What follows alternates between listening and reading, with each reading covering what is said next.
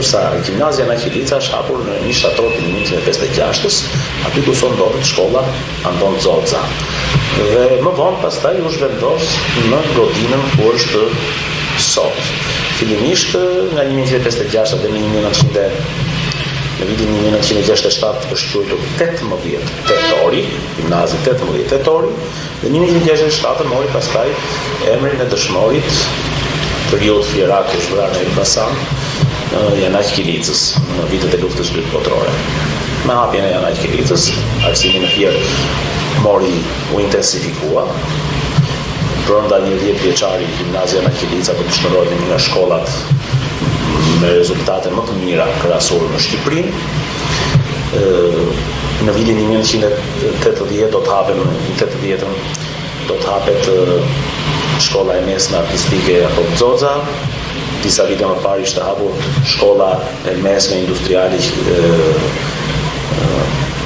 e cila kishte 2 tegë elektrike dhe mekanike, siç është shkolla e mesme industriale Petro Sota, e cila ka dhe disa tegë të tjera sot që ushtron aktivitetin, derisa në vitet 80 do të hapet një gjimnazi dytë për qytetin e Fierit, që do të jetë gjimnazi Rinia, siç është gjimnazi i ri, i cili në mes në vitin 90 do quhet Perikli Ekonomi.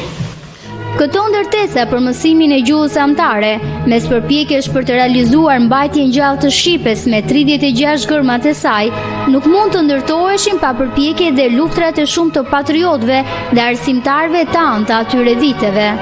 Historiani Gjika na tregon se i flijuari i arsimit për qytetin e Fierit është Kristo Lule. Dhe një emër pak të njohur, Kristo Lule, që është dhe dëshmori i parë i arsimit shqip në Fier. Nëse ne i referohemi Petroninit, shembullit të Petronini Luarasit apo të Papa Kristo Negovanit, të cilët janë dëshmorët e parë që kanë jetën për arsimin shqip, sepse dhe ky proces është penguar. Në Fier kemi Kristo Lule, i cili në dyqanin e cilit turqit gjetën librat e para të abetares të sjella nga jashtëtit nëpërmjet shoqërisë së qytetit Berati që drejtoi nga Bab Tut Karbonara. Çdo 7 mars nderohet figura e mësuesit, që çdo ditë jep dije për të formuar brezin e së ardhmes. Po mësuesit e parë për rrethin e Fierit, cilët kanë qenë? Për mësuesit e parë, pionierët e arsimit në Fier kanë qenë nga Lipovsha dhe nga Cakrani. Lipovsha ka pasur fatin që duke patur disa manastire ortodokse, një pjesë të asaj plejade mësuesësh që morën në dorë arsimin të nxirrte nga gjiri i komunitetit të vet.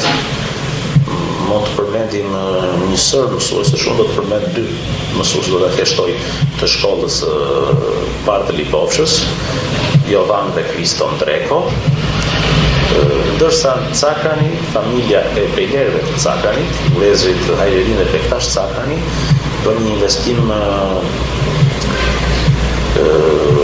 të rëndësishëm duke sjellë si mësues të parë një personalitet të jashtëzakonshëm për lindjes kombëtare, siç është një emër i pandërgjor që është Bisk Babatasi.